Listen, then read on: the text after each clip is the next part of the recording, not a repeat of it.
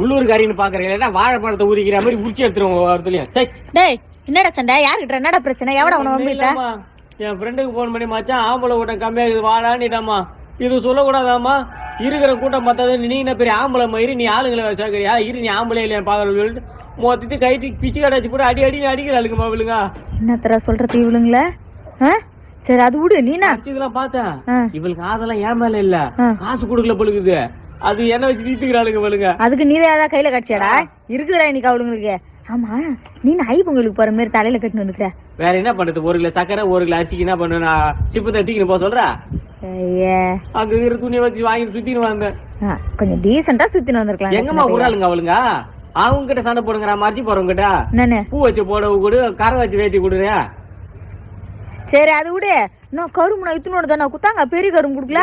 நான் தான் பூஞ்சி வாயில விட்டுட்டு வந்தேன். பூஞ்சி விட்டுட்டு வந்தியா?